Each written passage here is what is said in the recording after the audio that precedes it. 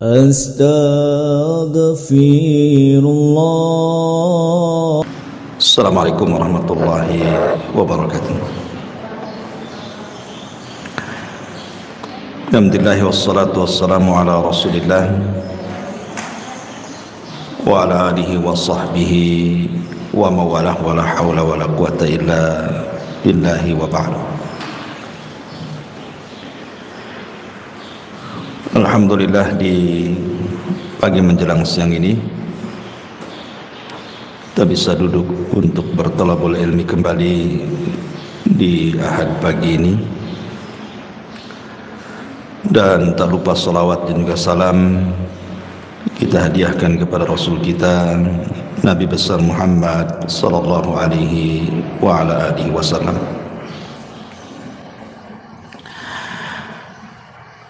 Tema di pagi hari ini kita akan membahas soal as-sa'adatu al-hakikiyatu, kebahagiaan yang hakikat.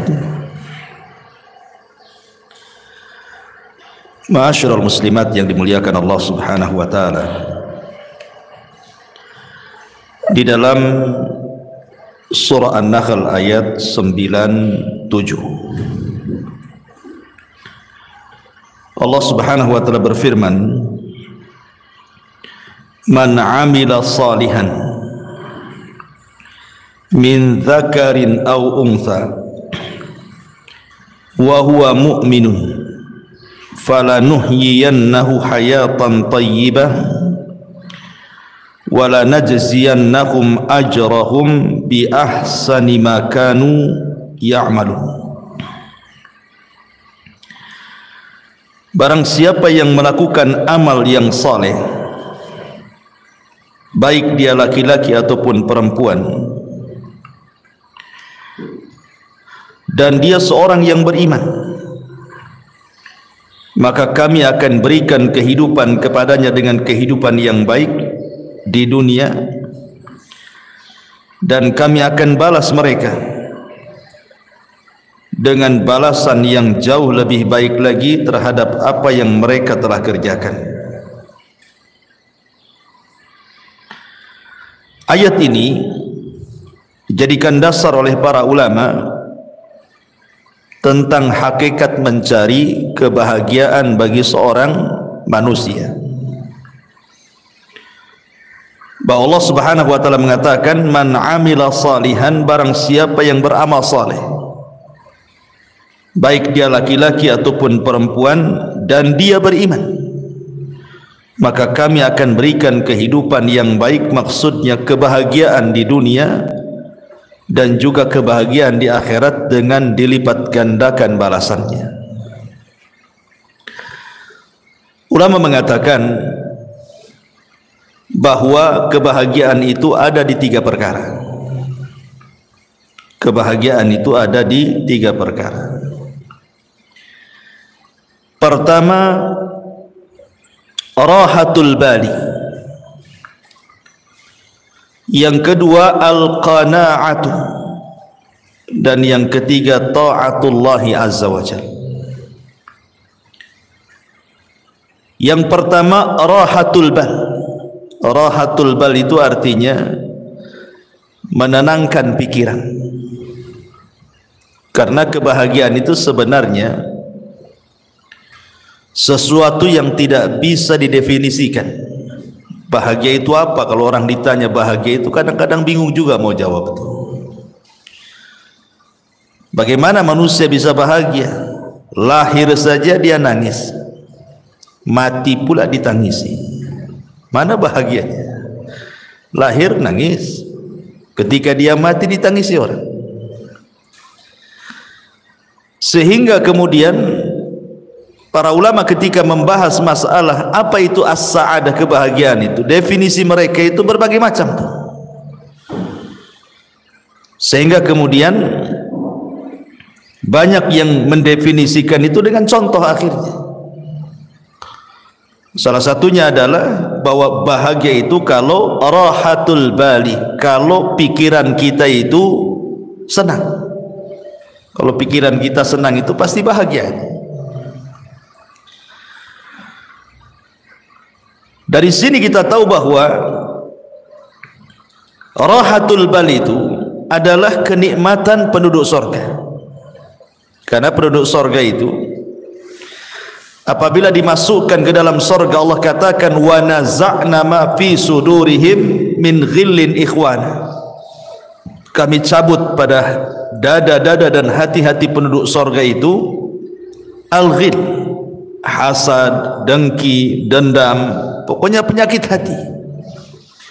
Baru kemudian dimasukkan ke dalam sorga.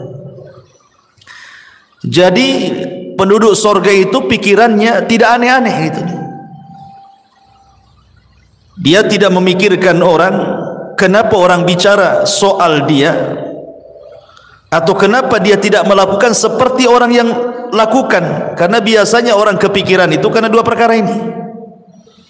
Jadi kalau ada orang membicarakan keburukan kepada kita, kita katakan kenapa dia ngomong tentang aku seperti ini. Kepikiranlah kan gitu ya. Atau melihat seseorang melakukan sesuatu, kemudian kita berpikir kenapa saya tidak juga melakukan seperti dia. Kepikiran jadinya ya. Jadi penduduk sorga itu tidak ada kepikiran seperti itu, karena sudah dihilangkan hasad dalam hatinya, sudah dihilangkan dengki dendam, sehingga memang tenang hatinya. Makanya kebahagiaan itu caranya adalah rahatul bal, tenangkan hati, gitu maksudnya. Rahatul bal itu menenangkan hati. Kalau ada ucapan-ucapan yang gak enak itu tenangkan saja, jangan dipikirin gitu. Karena bukan hanya sekelas ibu ya, sekelas Aisyah Ummul Mukminin radhiyallahu anha. Aisyah Ummul Mukminin radhiyallahu anha, wanita yang paling cerdas, wanita yang paling dicintai Nabi sallallahu alaihi wasallam saja dibicarakan orang. Jadi suatu hari Aisyah Ummul Mukminin ini kebagian Qur'ah. Qur'ah itu maksudnya undian dari sekian istri si Nabi yang boleh ikut perang bersama Nabi. Karena kan tidak semua istri Nabi itu ikut perang, sehingga demi keadilan di Qur'ah diundi siapa yang berhak ikut dan siapa yang tidak berhak ikut. Aisyah radhiyallahu anha kebetulan ketika itu yang ikut perang bersama Nabi, menemani Nabi sallallahu alaihi wasallam safar dalam kondisi atau dalam keadaan berjihad. Menang pulang. Lah ketika pulang itulah Aisyah radhiyallahu anha di malam hari ingin buang hajat. Karena Aisyah itu kan berada di rumah-rumahan unta. Zaman itu kan belum ada mobil ya. Wanita biasanya diletakkan di rumah-rumahan, yang rumah-rumahan itu diletakkan di punuk unta. Jadi Aisyah radhiyallahu anha ketika itu minta izin kepada pasukan untuk buang hajat tengah malam. Berangkatlah Aisyah radhiyallahu anha ke padang pasir menjauh dari pasukan. Entah karena lamanya dia buang hajat, sehingga dikiranya oleh pasukan itu Aisyah sudah pulang dan sudah kembali ke rumah-rumah di atas unta itu. Berangkatlah pasukan ini. Ketika sudah berangkat, Aisyah selesai buang hajat, rupanya ketinggalan, nggak ada orang. Tapi Aisyah ini cerdas, dia tidak mungkin menyusul pasukan, karena kalau menyusul bahaya. Mendingan dia nunggu saja di situ. Boleh jadi nanti kalau orang-orang itu tahu bahwa dia belum ada di rumah-rumahan unta itu, pasti balik lagi. Jadi Aisyah hanya menunggu saja. Lah saat menunggu itulah rupanya ada seorang sahabat namanya Safwan ibn Mu'attil ketinggalan pasukan.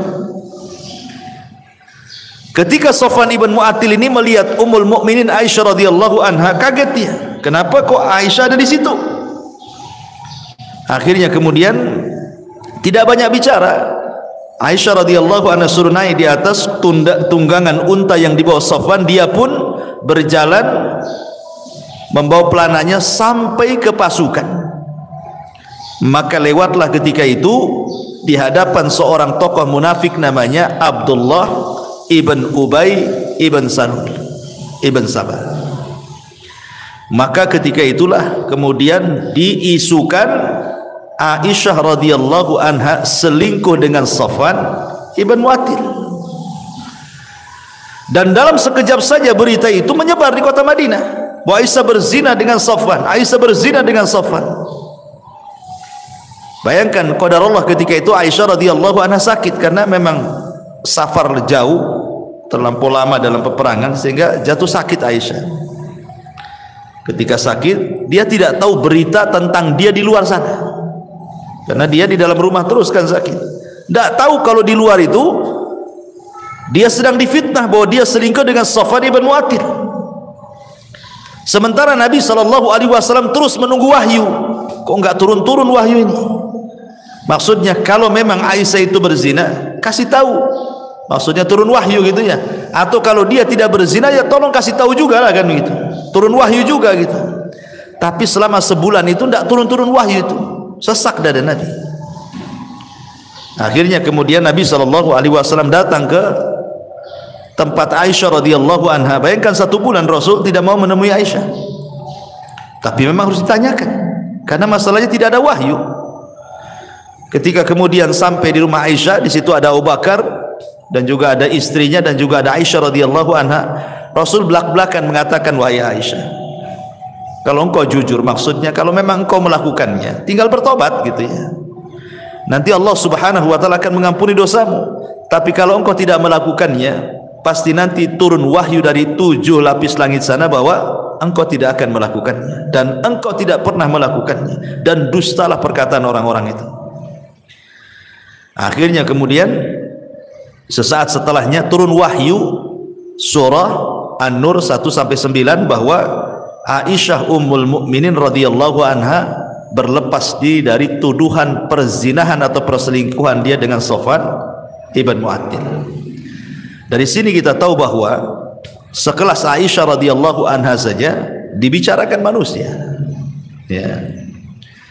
Atau Maryam bintu Imran, sama juga Maryam juga. Maryam itu kan wanita suci, Bu. Dia tidak pernah keluar dari mihrabnya. Sampai-sampai Allah Subhanahu wa taala menjelaskan bagaimana Maryam ini kehidupannya hanya ruku sujud saja, enggak pernah kerja lain. Jadi di mihrabnya itu ibadah saja. Jadi suatu hari Maryam ini keluar buang hajat. Lah ketika buang hajat itulah rupanya Allah Subhanahu wa taala mengutus Jibril untuk menghabar gembirakan bahwa Maryam akan punya keturunan.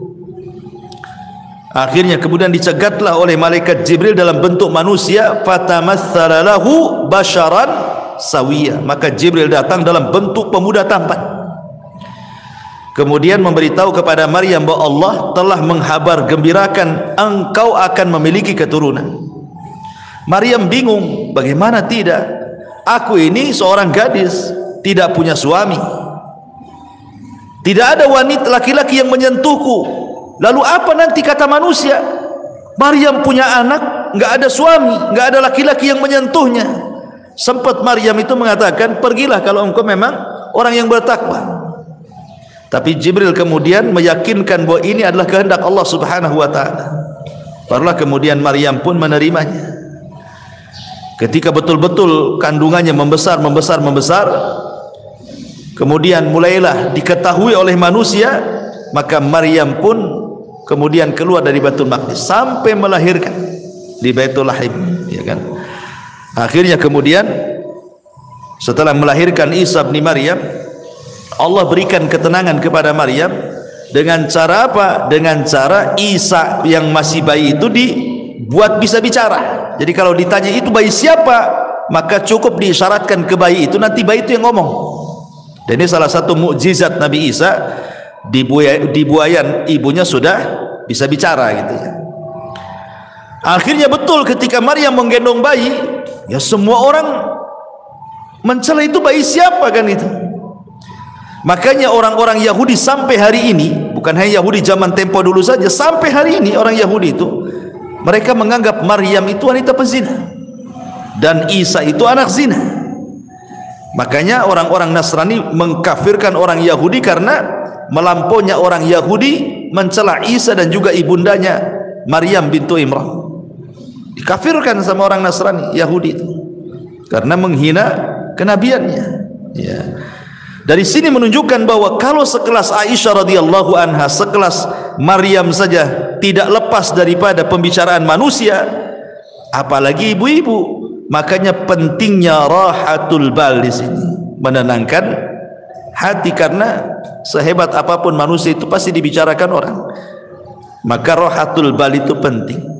Ya, jangan pedulikan ucapan manusia, tenangkan gitu maksudnya. Rahatul bali. Kemudian yang kedua, wal qanaatu, dan qanaah. Qanaah itu artinya rela dan redha dengan pemberian Allah Subhanahu wa taala. Rela dan redha dengan pemberian Allah Subhanahu wa taala. Karena ini yang menjadikan orang itu lebih tenang hidupnya.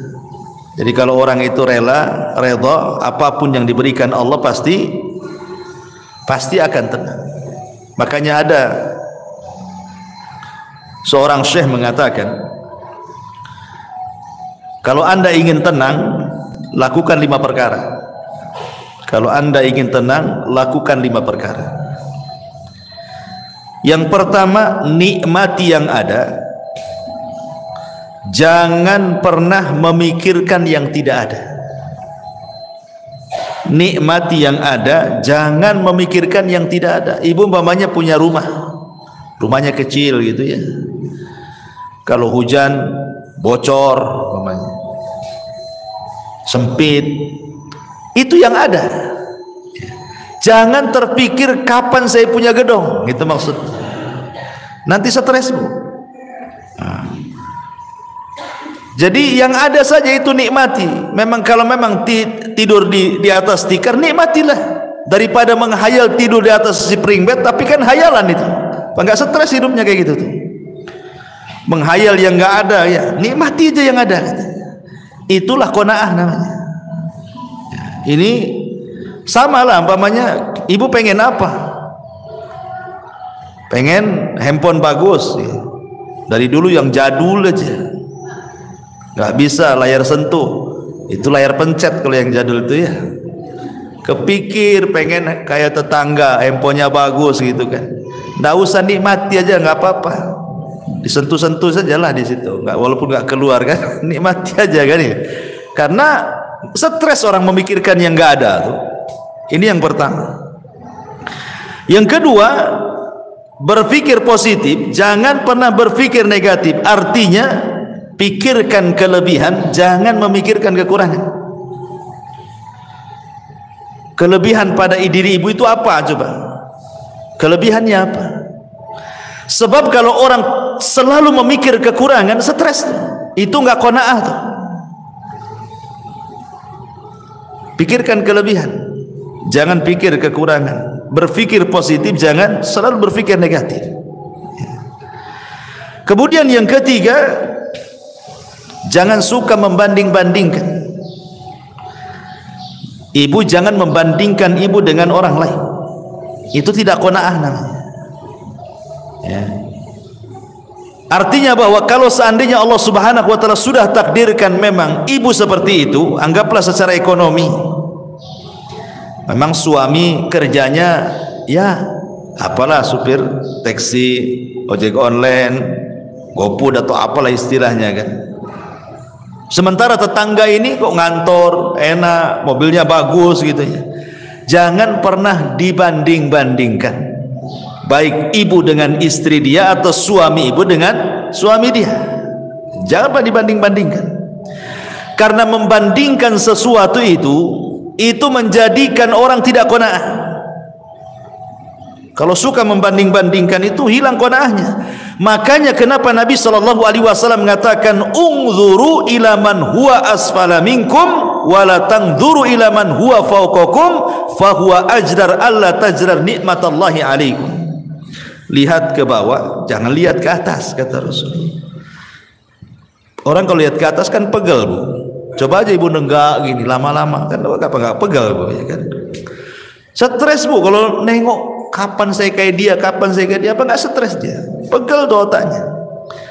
Tapi kalau lihat ke bawah pasti akan tenang. Kenapa? Karena Rasul mengatakan fahuwa ajdar alla tajdar nikmatallahi alaikum. Karena orang kalau suka lihat ke bawah itu akan lebih mudah bersyukur. Oh, aku ini masih lebih baik dibandingkan si anu gitu ya. Alhamdulillah gitu. Tapi sekali lagi catatannya, ini kalau bicara soal urusan dunia. Ya, kaedah melihat ke bawah, jangan melihat ke atas ini dalam bab urusan dunia. Jangan masuk dalam urusan agama. Sebab kalau urusan agama kaedahnya terbalik. Lihat ke atas, jangan lihat ke bawah. Ya. Pamannya tetangga sholat 5 waktu. Jangan ibu melihat kepada sholat yang 1 waktu. Anda apa-apalah saya sholat 2 waktu, ini si anu 1 waktu aja. Bukan begitu kan? Tapi lihat ke yang 5 waktu, kapan seperti dia gitu maksudnya. Ada tetangga kawan hafal juz 30 gitu. Sebelahnya pula pamannya cuma 3 kul saja. Ibu masih mending dengan wadduha. Alhamdulillah saya masih hafal wadduha, tambah 3 kul masih lebih baik daripada dia. Maksudnya jangan melihat ke bawah, tapi lihat kapan saya bisa kayak dia, hafal juga juz 30 gitu maksudnya. Itu kalau soal urusan agama ya. Jangan melihat ke bawah, lihat ke atas. Tapi kalau urusan dunia jangan pernah menatap ke atas. Capek ya, stres nantinya. Hilang qanaahnya. Itu hilang qanaah itu karena suka melihat ke atas, tidak melihat ke bawah. Kemudian yang keempat, kata para ulama, sibukkan dengan perkara-perkara masa depan. Jangan memikirkan sesuatu yang sudah berlalu.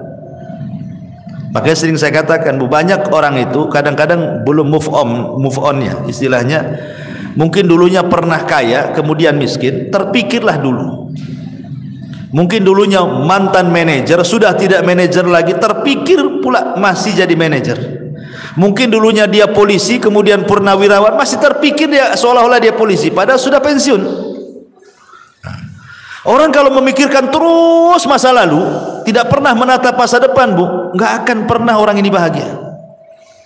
Karena dia belum bisa menerima keadaan, itu masalahnya kan. Makanya saya kadang-kadang heran. Mungkin dulunya mantan militer gitu ya, TNI, Polri atau apa, udah nggak pensiun lagi, sudah nggak berjabat lagi, dia pensiun. Kadang-kadang turun di masyarakat itu seolah-olah dia masih TNI itu, nunjuk-nunjuk orang, soal dia polisi, padahal udah nggak polisi lagi. Kan berarti kan belum bisa menghilangkan kenyataan kalau dia itu sudah bukan polisi lagi, bukan manajer lagi, bukan menteri lagi, bukan itu yang kadang-kadang tidak bisa dilupakan. Makanya kenapa Nabi Shallallahu Alaihi Wasallam sampai mengajarkan doa kepada Abu Umamah itu apa? Allahumma inni a'udzubika minal hammi wal hazan. Ya Allah, aku berlindung kepadamu dari alham, kebingungan dan kesedihan. Bingung masa depan, sedih masa lalu, gitu maksudnya. Sedih ini karena memikirkan masa lalu, bingung itu karena memikirkan masa depan. Karena manusia itu kan tidak lepas daripada bingung, stres, sedih. Ya sedih memikirkan masa lalu, stres sekarang ini memikirkan masa sekarang, bingung apa yang harus dilakukan besok gitu kan. Itulah manusia di antara 3 perkara ini. Makanya supaya kita qanaah, jangan memikirkan sesuatu yang sudah berlalu, tatap masa depan supaya lebih qanaah. Ya sudahlah, sudah takdirnya. Yang penting saya pernah kaya dulu, kan itu ya. Yang penting saya sudah pernah jadi pejabat, sudah merasakan, saya sudah tahu semua. Kan enak tuh kalau ngomong gitu ya. Kemudian yang terakhir, kata para ulama di sini, sibukkan memikirkan diri sendiri, jangan pernah sibuk memikirkan orang lain. Ini penting. Ya. Sibukkan saja. Nggak usah ibu mikir ini menteri keuangan nih, nggak usah. Apa yang ibu mikir menteri keuangan pula? Ya, ibu mikir keuangan sendiri saja lah. Kok mikir pula menteri keuangan, menteri ini, pusing ya. Makanya itu kalau banyak nonton YouTube berita ini kan, akhirnya pusing tuh. Sudahlah, mikir diri sendiri saja, nggak usah mikir-mikir menteri ini menteri itu, itu korupsi, stres Bu. Ya, mikir sendiri. diri sendiri itu bagaimana supaya lebih berkembang lagi, lebih manfaat lagi. Gak usah mikir-mikir orang. Karena ini kalau orang terus mikir terus orang, ganggu urusan orang, sementara dia lupa bahwa dirinya juga banyak kekurangan itu ya, itu tidak qanaah orang itu. Makanya ini penting ya. Ini yang kedua, kalau ingin bahagia terapkan yang kedua, al-qanaah. Ya, pertama rohatul bal, tenangkan hati.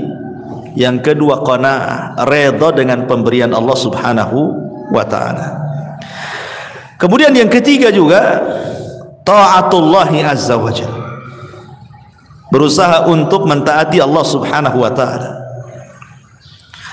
Orang yang paling bahagia itu, Bu, adalah orang yang paling dekat dengan Allah. Saya contohkan. Ketika Nabi SAW berada di puncak kesedihan, Rasul itu pernah mengalami puncak-puncaknya kesedihan yang disebut dengan amul hazni. Jadi tahunnya saja sampai disebut tahun kesedihan. Saking sedihnya sekali Nabi itu sampai tahunnya disebut amul hazni. Bayangkan, di tahun yang sama Abu Thalib meninggal dunia. Kemudian setelah Abu Thalib meninggal dunia, disusul istri tercintanya Khadijah bintu Khuwailid. Kemudian belum selesai Khadijah meninggal, datang pula 8 kabilah Quraisy mengancam Nabi, kalau sampai melakukan dakwah, melanjutkan dakwanya akan dibunuh. Akhirnya Nabi SAW ke Taif. Sampai di Taif dilempari batu lagi. Itu memang momen-momen tersedih bagi Nabi SAW.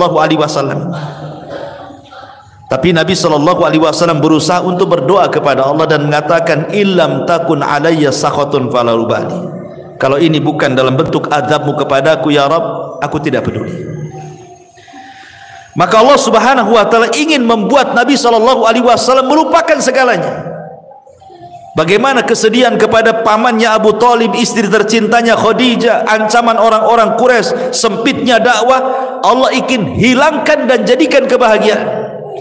Apa yang dilakukan Allah? Allah buat Nabi SAW naik ke langit. Kemana? Ke Sidratil Muntaha. Untuk apa?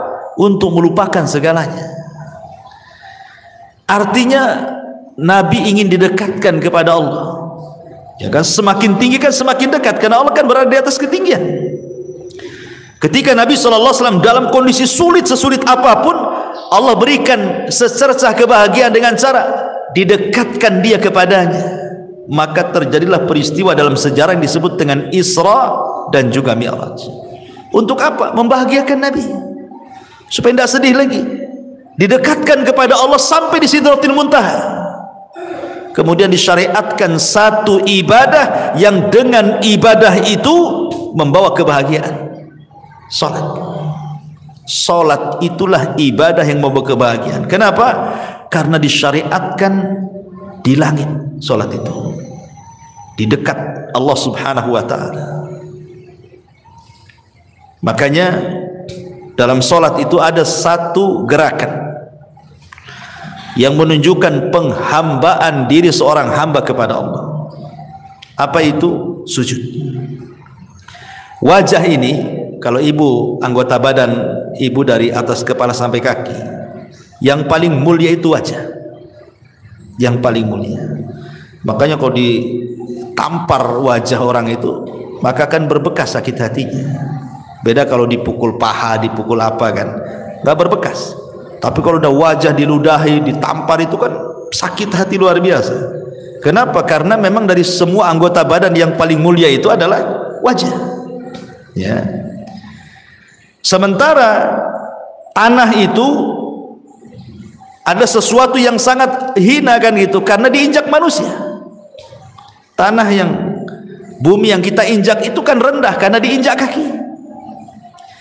Ketika ibu kemudian meletakkan sesuatu yang sangat mulia, diletakkan di sesuatu yang sangat rendah, itu menunjukkan apa?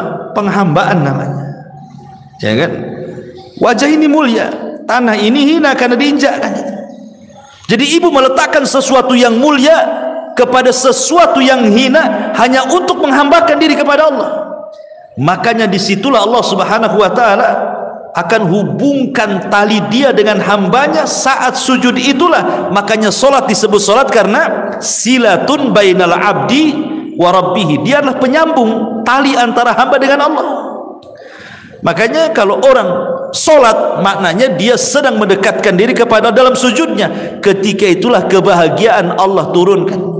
Dalam kondisi apapun Rasul itu kalau ada masalah yang tidak bisa keluar dari sebuah masalah, pasti Rasul akan solat.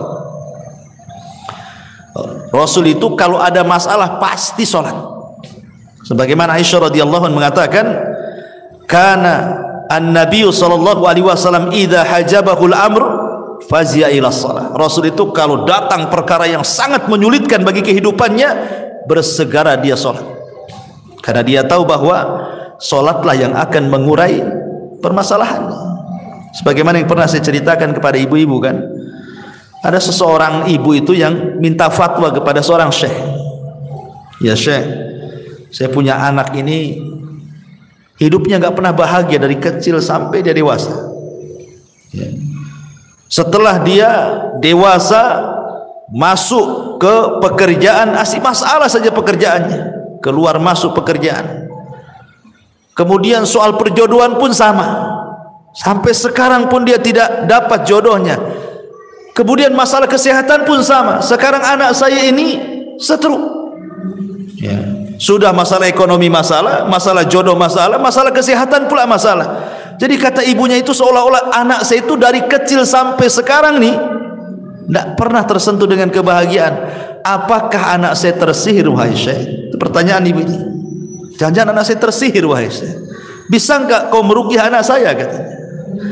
Tapi syekh ini mengatakan pertanyaan satu saja, apakah anakmu sholat? Itu pertanyaan saya. Saya tidak mengatakan nanti saya ruqyah coba mungkin ada jinnya gitu. Tidak, yang ditanyakan pertama kali, apakah putramu sholat? Maka ibunya mengatakan, tidak ya syekh, putraku tidak pernah sholat. Apakah dia seorang muslim? Ya, dia seorang muslim. Artinya kenapa dia nanya seorang muslim? Kalau orang kafir kan tidak perlu ditanya sholat kan itu ya. Apakah dia seorang muslim? Ya, dia seorang muslim. Kenapa dia tidak sholat? Wallahu a'lam. Maka syekh mengatakan jangan-jangan kesulitan hidup dia sejak kecil sampai dia terbaring stroke itu bukan karena apa-apa, karena dia tidak sholat. Itu jawabannya. Jadi apa yang harus aku ruqyah katanya. Kemudian syekh membentangkan sedikit soal sholat. Dia jelaskan sama ibu ini, begini ya bu ya, sholat itu adalah penghubung kita dengan Allah. Jadi kalau kita sholat itu kita sedang menghubungkan tali kita dengan Allah Azza wa Jalla. Sekiranya tali yang kita hubungkan dengan Allah itu putus, maka putuslah hubungan kita dengan Allah. Ketika Allah tidak berhubungan lagi dengan kita, mungkinkah Allah membantu kita? Tidak mungkin ya. Maka solatlah, kata syekh ini, solatlah. Sebab kalau seandainya anda solat berarti anda sedang menghubungkan tali anda dengan Allah. Ketika terhubung tali itu dengan Allah, maka yakin Allah subhanahu wa ta'ala akan menolong anda. Kemudian syekh mengatakan, coba bayangkan kalau putramu ini bangun di pagi hari dan dia tidak sholat subuh, berarti dia memulai dengan aktivitas hari itu dengan laknat Allah Azza wa Jalla karena melakukan dosa besar ya. Kemudian datang siang hari lagi dia tidak sholat duhur, berarti dia sudah dilaknat di siang hari. Kemudian datang sore hari lagi dia tidak sholat asar, berarti Allah sedang melaknat dia di sore hari. Kemudian datang di malam hari maghrib dia meninggalkan maghrib, berarti dia sedang dilaknat di waktu maghrib. Kemudian sholat isya dia tinggalkan pula sholat isya, berarti dia sedang dilaknat di waktu isya. Kata syekh, bagaimana orang akan bahagia sementara awal aktivitas hidupnya diawali laknat dan sebelum tidur pula dia dilaknat katanya. Mana bahagianya? Gimana coba? Awal dilaknat, akhir pula dilaknat. Maka wajar anakmu tidak akan bahagia. Maka syekh mengatakan, suruhlah dia sholat.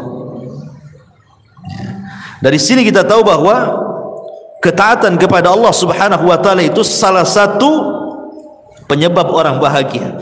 Karena bahagia itu ketika seorang hamba dekat dengan Allah. Ketika Nabi SAW sedang kesulitan, diberikan kebahagiaan dengan cara apa? Didekatkan dengan Allah, diangkat naik ke langit, didekatkan sampai di Sidratil Muntaha. Maka hilanglah keperitan hidup Nabi SAW, sehingga ketika turun setelah peristiwa Isra Mi'raj, semangat lagi dia hidupnya, semangat lagi. Apalagi selama perjalanan Isra Mi'raj itu bagaimana Nabi SAW dipertemukan dengan Nabi Adam, Nabi Yahya, Nabi Isa, Nabi Idris, Nabi Harun, Musa dan para Nabi yang lainnya. Menjadi sebuah pelajaran bahwa dakwah Rasul akan mengikuti marhalah para Nabi yang dijumpai selama perjalanan itu. Seperti dia berjumpa dengan Nabi Adam, sebagaimana Nabi Adam hijrah dari sorga ke bumi, maka engkau pun akan hijrah dari Mekah ke Madinah. Kemudian berjumpa dengan Yahya dan juga Isa bin Maryam, sebagaimana keduanya dirongrong dimusuhi orang-orang Yahudi, maka engkau pun sama ya Muhammad, sesampainya di kota Madinah maka musuhmu orang-orang Yahudi. Kan itu. Kemudian juga berjumpa dengan Nabi Yusuf, sebagaimana Yusuf dihasadi oleh saudara-saudaranya sehingga dimasukkan ke dalam sumur, maka dakwahmu pula yang menghalangi sebelum orang lain keluargamu. Maka yang menghalangi dakwah itu siapa dulu? Abu Lahab, keluarga. Belum ada Abu Jahal lagi ya, Abu Lahab sudah menghalang-halangi pamannya sendiri kan. Ketika Rasulullah SAW berjumpa dengan Nabi Musa alaihi salam, Nabi Harun alaihi salatu wassalam, Harun itu dikenal lembutnya, maka berdakwahlah seperti Harun lembut kepada Bani Israel. Ketika berjumpa dengan Nabi Musa itu dikenal kesabarannya. Walaupun dia dimacam-macamin Bani Israel, sabar dia. Maka seolah-olah Allah ingin katakan, sabarlah engkau seperti Nabi Musa dalam rangka mengobati umat Islam. Ketika berjumpa dengan Ibrahim, dan itu orang yang paling mirip dengan Nabi SAW, dan dia yang membangun Ka'bah, maka seolah-olah Allah mengatakan, teruslah ikuti agama nenek moyangmu. Maksudnya Ibrahim alaihi salatu wassalam dengan memakmurkan Masjidil Haram. Ya, jadi ada hikmah-hikmah selama perjalanan Isra Mi'raj itu. Dari sini kita tahu bahwa yang ketiga, taatullah, ketaatan kepada Allah adalah salah satu jalan juga meraih kebahagiaan. Ini satu perkataan ulama. Kemudian yang lain juga dijelaskan oleh Imam Ibnul Qayyim rahimahullah ta'ala. Imam Ibnul Qayyim rahimahullah ta'ala mengatakan, anna lis-sa'adatil abdi thalathatu umurin. Sesungguhnya dalam kebahagiaan seorang hamba itu terdapat tiga perkara. Idza an'ama alaihi syakara, wa idza betuliya alaihi sabara, wa idza adznaba istaghfara. Yang pertama, apabila diberikan nikmat oleh Allah Azza wa Jal, lantas dia pun bersyukur. Apabila diuji oleh Allah Subhanahu wa ta'ala, lantas dia bersabar. Dan apabila dia melakukan dosa, dia pun berusaha untuk melakukan istighfar. Melakukan istighfar, meminta ampun kepada Allah Subhanahu wa ta'ala. Masyarul muslimat yang dimuliakan Allah Subhanahu wa taala. Di sini Imam Ibnul Qayyim rahimahullahu taala memberikan konsep tiga kebahagiaan. Kalau tadi kan konsep tiga kebahagiaan, pertama berusaha menenangkan pikiran, jangan memikirkan banyak hal, hilangkan hasad, hilangkan dengki macam-macam ya. Kemudian qanaah, kemudian lebih taat lagi kepada Allah. Maka konsep Imam Ibnul Qayyim berbeda lagi. Kalau ingin bahagia, yang pertama apabila mendapatkan nikmat bersyukur. Apabila mendapatkan nikmat bersyukur. Ini kaitan dengan qanaah juga kan? Ya, qanaah itu artinya apa? Syukuri yang ada, jangan memikirkan yang tidak ada. Nikmati yang ada, jangan menikmati yang tidak ada. Yang ada saja. Wa in ta'uddu ni'matallah la tuhsuha, kan itu. Kalau anda hendak menghitung nikmat Allah, Tidak mungkin terhitung nikmat Allah itu. Banyak kok nikmat Allah itu. Kemudian yang kedua konsepnya ini yang penting juga. Apabila ditimpa musibah, dia bersabar. Ini yang paling penting dalam konsep kebahagiaan. Karena biasanya ketika musibah itu terlalu berat, yang datang hanyalah keperitan dan kesedihan. Sering saya katakan, Bu, dalam beberapa kajian di sini kan, bahwa pada setiap perkara yang ada kebahagiaan, pasti di situ ada kesedihan. Perkara-perkara yang ada kebahagiaan di sebuah perkara, pasti terselip kesedihan di situ. Itu sudah matematika tuh, 1 tambah 1 2 tuh. Contoh, ibu bahagia dengan suami, yang punya suami, tetapi di balik kebahagiaan ibu suka senang dengan suami itu, pasti suatu ketika ada kesedihan. Tatkala ibu bermasalah dengan suami, ya, atau uang bulanan kurang, sedih, padahal ada duit dia, kok nggak dikasih saya, katanya.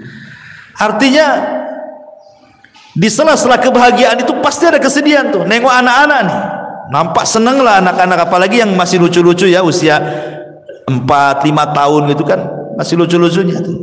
Seneng kita nengok anak-anak tuh. Tapi ketika anak itu sakit parah gitu kan, sedihlah kita di situ. Jadi mana-mana tempat ada kebahagiaan, pasti terselip kesedihan di situ. Pasti, ya. Atau ketika ibu melihat harta, ibu punya mobil, punya rumah, punya uang gitu kan senang itu, karena itu juga salah satu penyumbang kebahagiaan kan gitu. Siapa bilang mobil itu tidak menyumbang kebahagiaan? Masih enak naik mobil daripada jalan kaki kan, Bu. Capek jalan kaki, apalagi jauh, sedih kali itu. Tetapi kan bukan segala-galanya. Tapi di balik harta yang merupakan penyumbang kesenangan bagi kita itu juga ada kesedihan. Kesedihan, takut kalau seandainya harta itu hilang, takut kalau seandainya motornya hilang gitu ya. Ini cicilan udah hampir berapa bulan lagi mau lunas gitu kan, stres dia.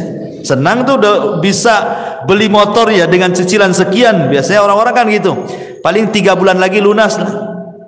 Tapi masalahnya untuk melunasi itu tak ada duit, sedih dia. Satu sisi senang dia punya kendaraan, sisi lain sedih pula dia tidak bisa melunasi. Pokoknya apapun yang terselip kebahagiaan, pasti di situ ada kesedihan.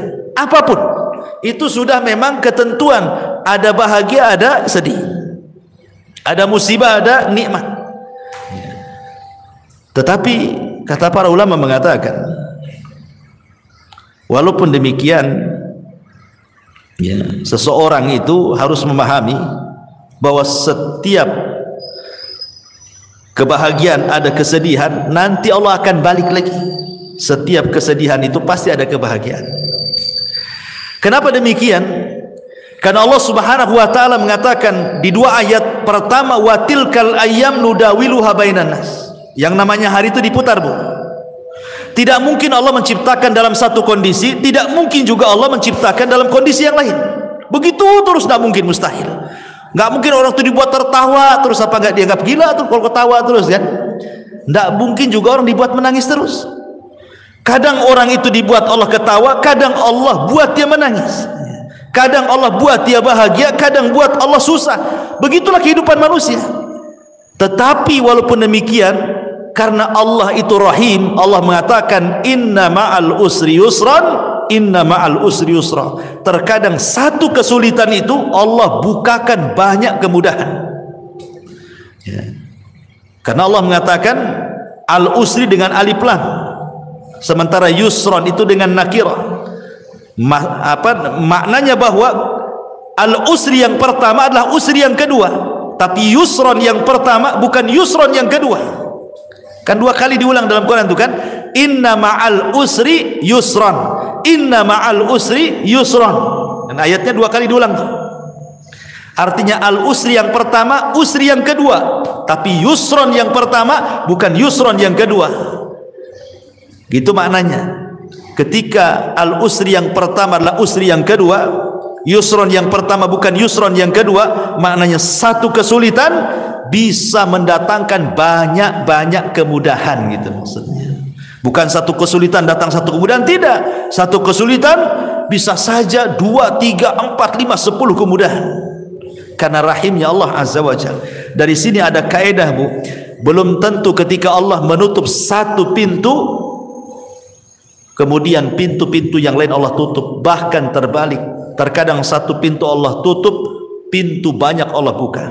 Makanya ada sebuah kaedah yang disebutkan para ulama, man taraka syai'an lillahi awadallahu khairan minhu. Barang siapa yang meninggalkan sesuatu karena Allah, boleh jadi Allah akan berikan sesuatu yang jauh lebih baik dibandingkan yang ia tinggalkan.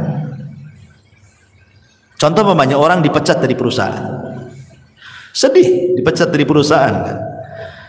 Kalau dia kurang qanaah, kalau dia kurang tawakal, boleh jadi dia suudzon. Ya. Mungkin Tuhan PT dengan Tuhan di luar PT mungkin berbeda gitu. Ya. Dia pikir Tuhan ada di PT saja, di luar PT tak ada Tuhan, sehingga akhirnya kayak kiamat tuh, dikeluarkan di PHK itu kayak kiamat. Nanti makan apa, nanti ini itu kan gitu ya.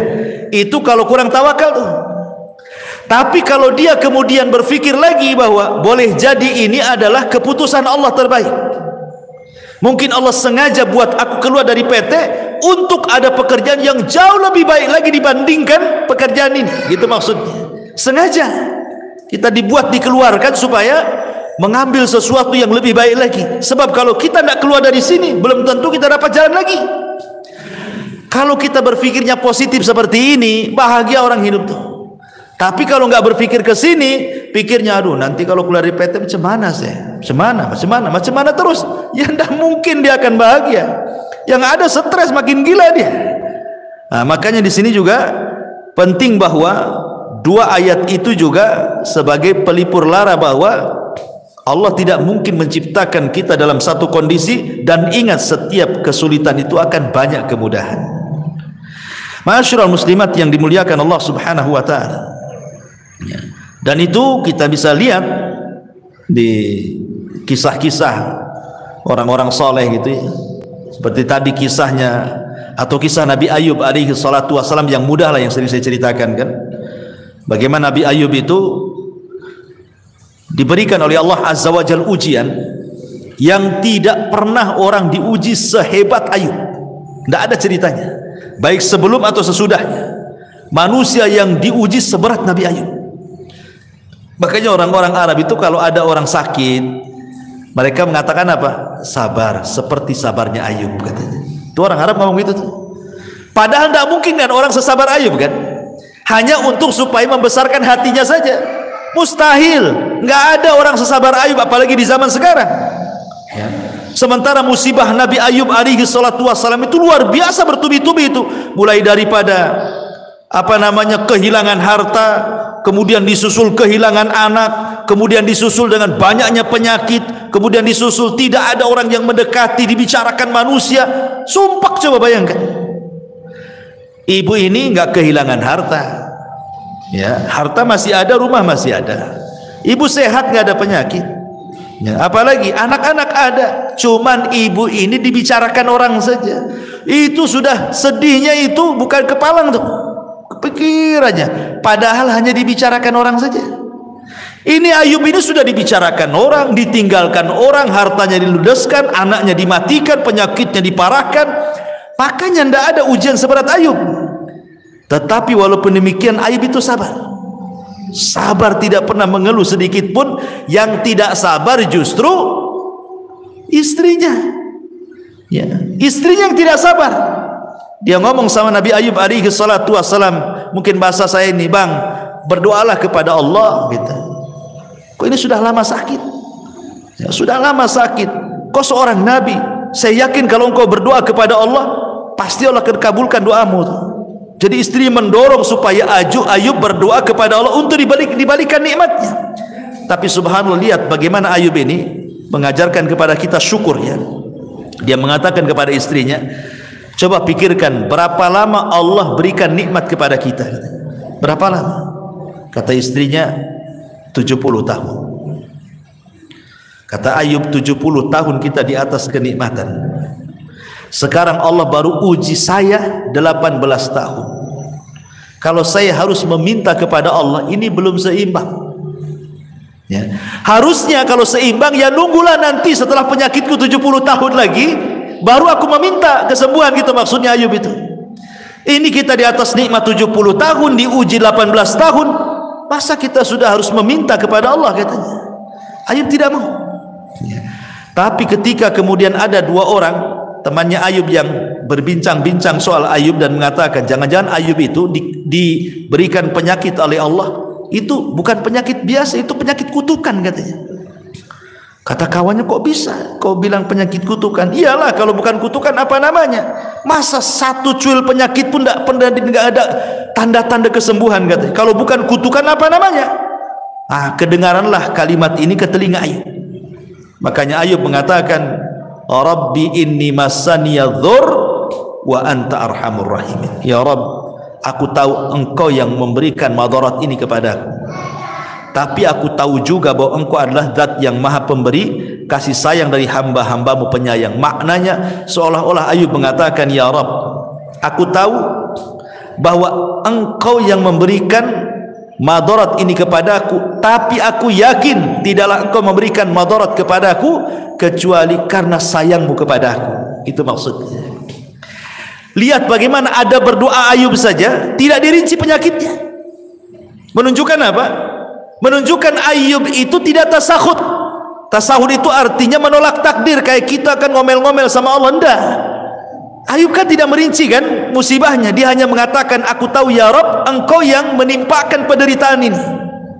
Lain kalau kita ngomong, ya Allah, anak saya sudah mati, ya, dirinci kalau kita doa itu kan, ini rumah juga bocor-bocor kan itu, ya, ini usaha juga lagi sulit. Itu kalau doa kita yang dirinci itu, susahnya kita ini dirinci, ya kan, ya, kalau bisa itu 10 rincian disebut semua tuh, ya. Nabi Ayub tidak dirinci. Dia hanya mengatakan, ya Rabb, aku tahu kau yang menimpakan derita ini, titik sampai di sini. Karena Allah sudah tahu gitu, tidak perlu dirinci, Allah sudah tahu kan itu. Dan itu ada berdoa namanya. Ya, Allah sudah tahu, sudah paham gitu. Makanya sejak itulah Allah Subhanahu wa taala kabulkan permintaan Ayub dan Allah kembalikan nikmatnya. Dan ini dari sini ada kaidah bahwa barang siapa yang meninggalkan sesuatu karena Allah, pasti Allah akan ganti sesuatu itu yang jauh lebih baik lagi, ya. Karena orang di depan musibah itu kan terbagi menjadi 3, Bu, ya. Yang pertama tasahud, tidak redho, tidak rela, kemudian mulutnya ini ngomong macam-macam, ya. Ini seburuk-buruknya orang ini nggak akan bahagia selamanya. Yang kedua, dia berusaha untuk rela, redho, ikhlas gitu ya. Tapi terkadang kalau disentuh hatinya keluar juga dia. Jadi pura-pura sabar saja, tapi kalau diajak bicara keluar semua keluhannya. Ya, tapi masih mendingan lah dibandingkan orang yang pertama. Kemudian yang ketiga, orang yang betul-betul ikhlas, betul-betul redho, lisannya pun dia tidak pernah mengeluh, ya. Bahkan dia sanggup mengucapkan alhamdulillah. Itulah sebahagia-bahagia manusia ketika dia bisa sabar, bisa rela, bahkan bisa mengucapkan alhamdulillah di depan musibah yang dialaminya. Kemudian ini diantara perkataan Ibnul Qayyim. Kemudian yang ketiga, wa idza adnaba istaghfara, dan apabila berdosa dia segera melakukan istighfar. Ma'asyiral muslimat yang dimuliakan Allah Subhanahu wa taala, inilah diantara konsep Imam Ibnul Qayyim ketika bicara soal kebahagiaan. Kemudian yang ketiga, konsepnya Sufyan Ats-Tsauri. Sufyan Ats-Tsauri rahimahullahu taala. Dia mengatakan bahwa ma baqili min na'imid dunya illa thalathin. Kata Sufyan Ats-Tsauri, aku tidak pernah merasakan nikmatnya dunia, maksudnya kebahagiaan dunia ini, kecuali karena 3 perkara.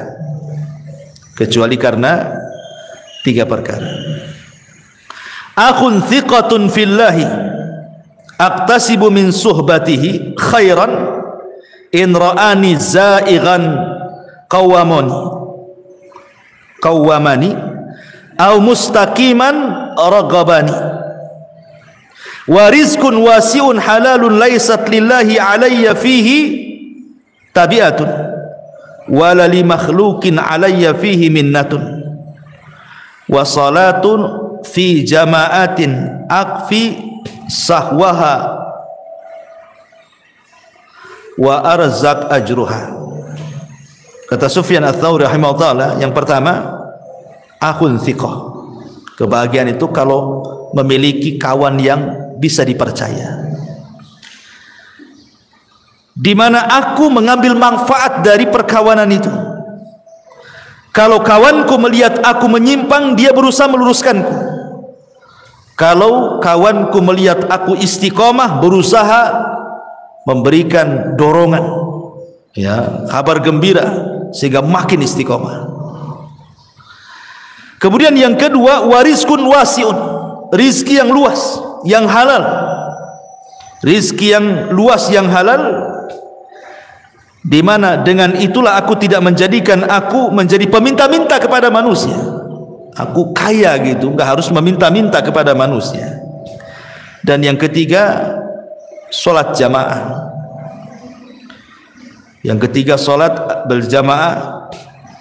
Dengan itulah aku bisa merasakan kebahagiaan. Jadi Sufyan Ats-Tsauri mengatakan bahagia itu ada di 3 perkara: teman yang baik, yang kedua rizki yang luas dan halal sehingga dia tidak meminta-minta, dan yang ketiga pada sholat. Ya, sebagaimana Rasul mengatakan kepada Bilal, ya Bilal, hayya nastari bis sholat, wahai Bilal, mari beristirahat, bersenang-senang dengan sholat. Jadi beliau mengatakan seperti itu karena Sufyan Ats-Tsauri ini orang yang paling zuhud, orangnya kaya tapi zuhud. Jadi suatu ketika Sufyan Ats-Tsauri ini ditanya oleh muridnya, ya Imam, engkau ini selalu memberikan fatwa zuhud, tapi kok kaya? Katanya. Jadi pikiran orang yang bertanya itu, kalau bisa orang zuhud itu ya miskin gitu maksudnya ya. Jadi orang zuhud itu menurut dia harus miskin, compang-camping, makannya nasi kerak gitu ya.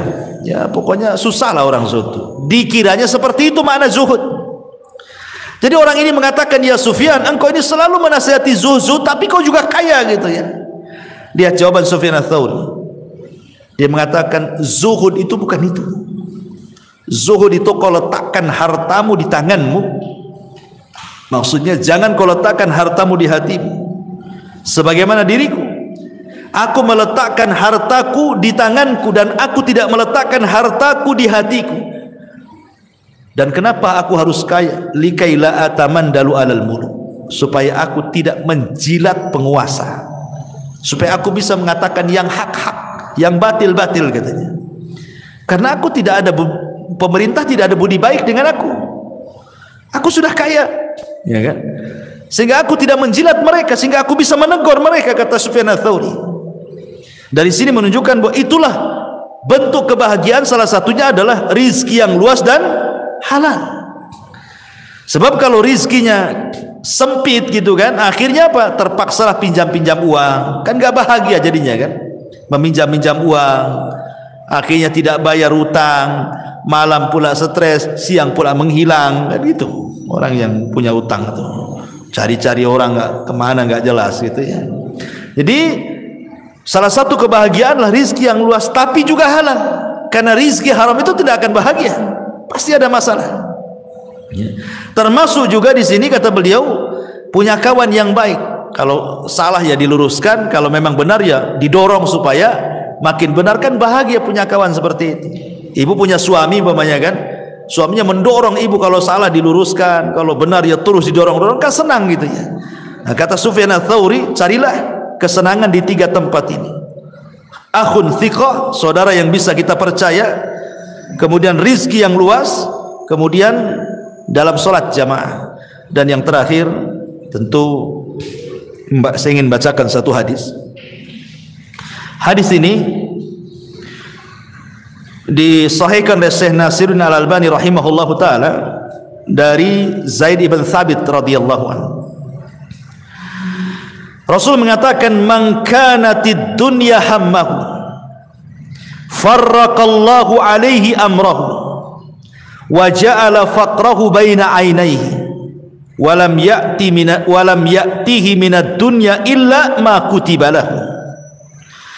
Wa man kanat al-akhiratu niyyatahu, jama'allahu lahu amrahu, wa ja'ala ghinahu fi qalbihi, wa atathu ad-dunya wa hiya raghibah."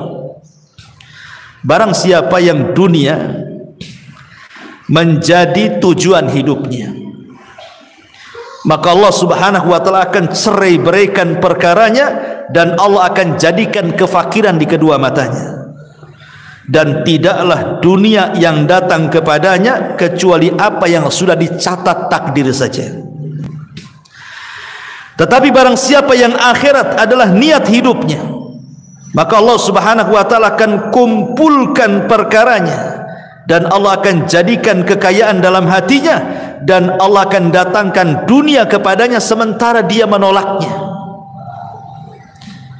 Ma'asyiral muslimat yang dimuliakan Allah azza wa jalla, hadis ini adalah hadis yang sangat mulia sekali, satu dasar mencapai kebahagiaan dunia dan akhirat. Pertama, penggalan yang pertama, Rasul mengatakan barang siapa yang dunia itu menjadi tujuan hidupnya, maka Allah pasti akan mencerai beraikan urusannya, dan Allah akan jadikan kefakiran di kedua matanya. Kemarin kita sudah jelaskan, Bu, ada orang kaya diazab dengan kekayaannya, bahkan seolah-olah lebih miskin dibandingkan orang-orang yang sudah jelas miskin. Ada orang miskin, Bu, mungkin dia tukang bangunan, ya, kadang helper, ya, mungkin yang paling rendah dalam tukang bangun itu helper itu, ya. Kadang ada borongan, kadang tidak, gitu. Kadang ada proyek, kadang tidak. Tapi dia bisa hidup dengan keluarganya. Dia bangun tidur, kemudian jam 8 dia sudah kerja, jam 5 pulang. Kemudian dia bisa senang dengan anak istrinya, coba. Nanti besok gitu lagi, ya. Tapi ada orang-orang kaya, Bu, itu seolah-olah 24 jam hidupnya itu dengan duit saja, nggak ada untuk keluarga tuh. Ada orang kayak gitu kan? Karena orang kaya itu umpamanya, wah, ini ada meeting ke Medan nih, seminggu di Medan. Sementara tukang bangunan ini di rumah terus, dia sama keluarganya. Dari pagi bisa dia tengok istrinya, ini nanti sebulan kemana, sebulan kemana, kapan sama keluarganya dia. Itu kan orang ini diazab dengan kekayaan namanya tuh. Kok kekayaannya yang mengadab? Harusnya orang yang kaya itu lebih banyak hidup dengan keluarga dibandingkan orang miskin.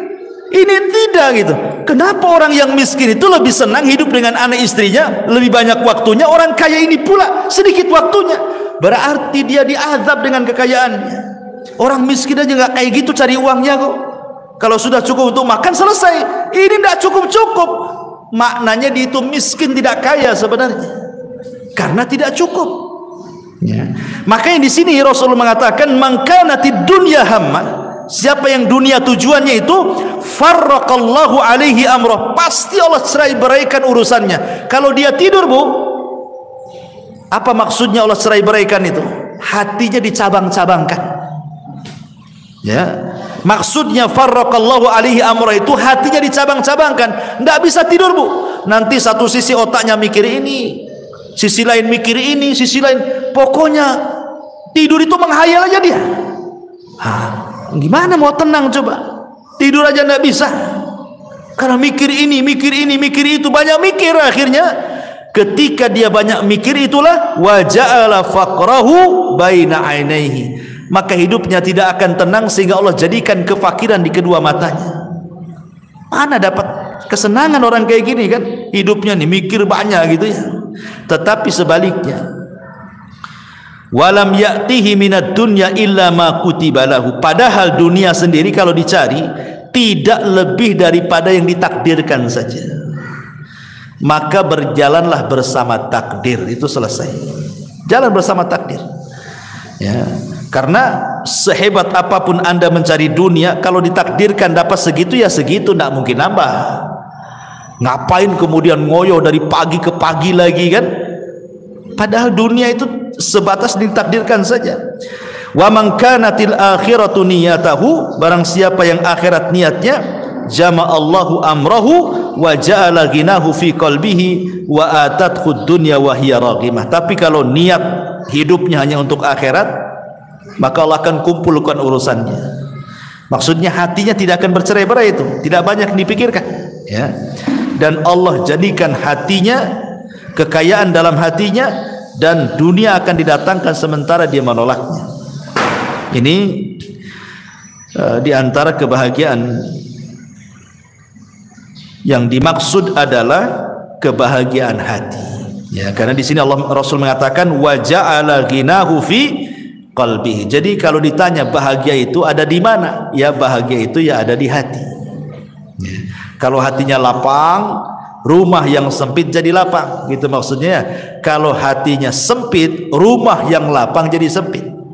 Coba lihat Bu, ibu kan punya suami, yang punya suami kan, kalau ada masalah dengan ibu kan dia nggak kerasan di rumah Bu, pasti lari sana lari sini, nanti datang muring-muring pergi lagi kan gitu.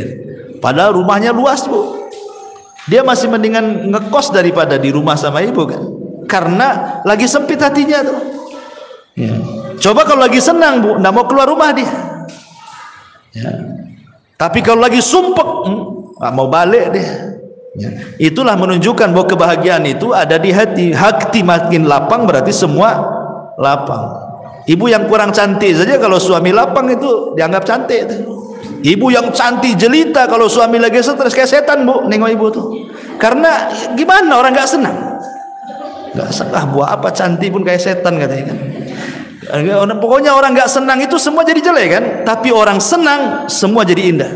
Karena memang itulah yang dimaksud di sini, wa ja'ala ghinahu fi qalbi. Allah jadikan kekayaan dalam hatinya.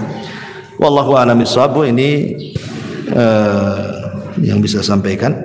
Tapi sebelum saya tutup, kalau ada yang bertanya silakan.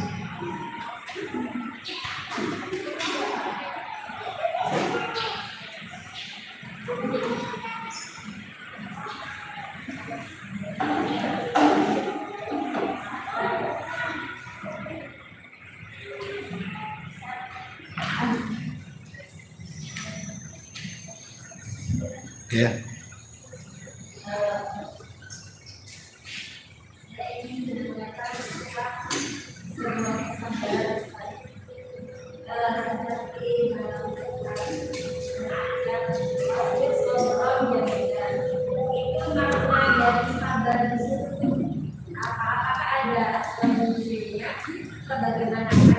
Apa sok pasbir sabron jamilah.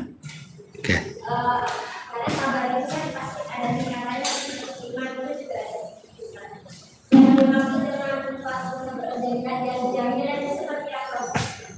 Iya. Aisyah radhiyallahu anha ketika disidangkan oleh Nabi SAW, ketika kisah tadi yang saya ceritakan ya, difitnah berzina dengan Safwan ibn Mu'attil. Jadi Aisyah radhiyallahu anha itu sedang berada di kasurnya terbaring. Dan ingat Aisyah ketika itu masih kecil. Ya, masih kecil. Maksudnya untuk menghadapi perkara besar itu belum sanggup. Kan dia masih kecil. Ya, Rasul kan sudah tua ya kan. Kemudian di sampingnya ada Abu Bakar dan Ummu Ruman ibunya. Kemudian Nabi SAW bertanya, wahai Aisyah, wa in kunti lamamti bi dzambin fastaghfirillah. Aisyah, kalau memang kau melakukannya, maksudnya berzina dengan Safwan ibn Mu'attil, akui saja. Karena kalau tobat pasti Allah terima tobatnya. Tetapi kalau tidak melakukannya, yakin Allah pasti akan membebaskan kamu dari 7 lapis langit sana. Aisyah radhiyallahu anha ini heran, kenapa Nabi SAW memberikan 2 soalan yang salah satunya seolah-olah terpengaruh dengan orang munafik. Kan ini soalan yang sulit dijawab. Ngaku atau tidak? Kan begitu pertanyaannya. Ya. Ngaku atau tidak? Kalau ngaku bertobat, kalau tidak sabar. Ketika Rasul mengatakan kalau engkau melakukannya, ini kan kesannya membenarkan isu-isu orang-orang munafik di luar. Makanya Aisyah radhiyallahu anha tidak bisa menjawab gitu kan. Dikasih dua soalan seperti ini. Aisyah hanya melirik siapa? Abu Bakar, dan mengatakan, ajibi anni ya abi, wahai bapak aku, tolong jawab pertanyaan Nabi. Kata Abu Bakar, apa yang harus kujawab? Katanya. Abu Bakar menangis. Kemudian Aisyah menengok ibundanya Ummu Ruman, tolong ibuku jawablah pertanyaan Nabi. Ibunya pun tidak bisa menjawab, menangis juga ibunya. Jadi Aisyah radhiyallahu anha ini merasa tidak ada pembelaan di situ. Ya. Bapaknya tidak membela dia, ibunya tidak membela dia gitu. Dia harus menanggung fitnah dari luar. Aisyah radhiyallahu anha langsung mengambil selimut, namanya anak-anak.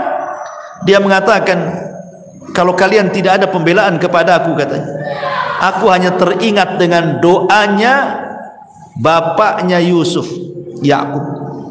Dia mau ngomong Yakub itu lupa. Ya, kan bapaknya Nabi Yusuf kan Yakub. Lupa dia mau ngomong Yakub itu, sehingga dia mengatakan bapaknya Yusuf. Karena masih muda Aisyah, sehingga lupa gitu mau bilang Yakub itu. Kecuali aku teringat dengan perkataan ayahnya Yusuf, maksudnya Yakub.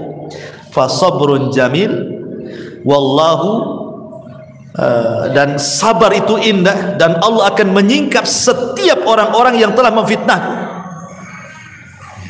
Di sini ada kalimat apa? Fa sabrun jamil. Kata Aisyah radhiyallahu anha, aku hanya teringat ucapan ayahnya Yusuf mengatakan fa sabrun jamil wallahu musta'anu ala ma tasifun. Sungguh sabar itu indah. Maknanya apa? Apalagi yang harus dilakukan coba? Kecuali sabarlah. Ya. Apa yang bisa dilakukan kalau sudah seperti ini? Ya sabar kan itu ya. Ibu ditimpa musibah, emang bisa apa dengan musibah itu kalau selain dari sabar kan? Ditinggal mati suami umpamanya. Emang dengan cara teriak-teriak tiba-tiba suaminya bangun lagi dari kuburan? Bukan makin senang bu, ibu makin kabur kalau suami bangkit lagi dari kuburan tuh. Apalagi malam-malam kan gitu ya. Artinya kan tidak bisa dengan cara apapun ya menghadapi musibah, cuma satu, sabar. Itu yang paling indah tuh. Karena dengan sabar itulah bisa melupakan kesedihan. Ya. Makanya sabar itu indah. Karena bisa melupakan kesedihan. Sebab kalau tidak sabar, tidak indah hidupnya. Pasti akan rusak seluruh hatinya kan. Nah itulah makanya kenapa sabar itu indah. Karena pada setiap kesabaran itu pasti ada keindahan. Tapi kalau tidak sabar, nggak akan indah hidupnya. Stres terusnya. Wallahu a'lam. Dah? Iya.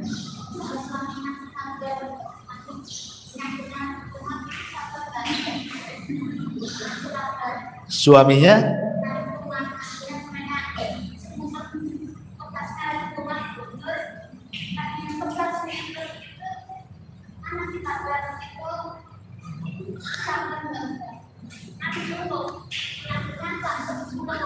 ngeluh. Yang ngeluh siapa? Suaminya ngeluh. Istrinya ngasih nasihat, sabar gitu. Malah marah dia. Oh. Suaminya emosi. Iya, maksudnya kan suaminya sakit, kemudian ngeluh, istrinya nasihati, sabar bang. Abangnya marah, diam, nggak usah ngomong kan gitu kan? Oh, ibu yang ya janganlah, udah sakit ketipa tangga itu. Udah sakit makin sakit hati dia. Ya ibu kasih semangat ya, kasih semangat ya, nanti sembuh ya, tapi jangan omongan saja ya, diurut ya, apa dipegang, cari apa gitu kan, obat buatkan. Kalau ngomong saja makin cepat mati itu biasanya.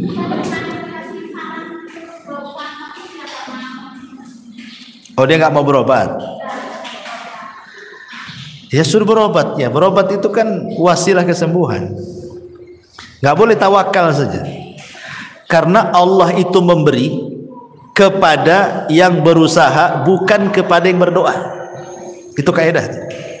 Allah itu memberi kepada yang berusaha, bukan kepada yang berdoa. Kalau berdoa saja ya Allah, nggak akan diberi. Tapi kalau habis berdoa dia usaha, Allah kasih. Ini ada anak muda nih, masuk ke masjid berdoa, ya Allah kasihlah anak yang soleh. Kasih anak soleh? Tidak, kawin aja enggak. Mana mau dapat anak? Usaha kawin dulu baru dapat anak kan gitu. Jadi Allah itu memberi ke yang berusaha, bukan kepada yang berdoa. Maka sarankan jangan berdoa terus, usaha juga. Berdoa minta kesembuhan, ya makan obat juga gitu maksudnya.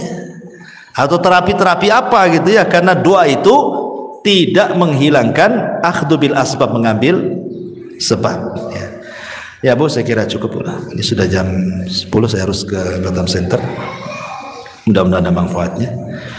Subhanakallah bihamdika, asyhadu an la ilaha illa anta, astaghfiruka wa atubu ilaik. Allahu ta'ala. Assalamualaikum warahmatullahi wabarakatuh.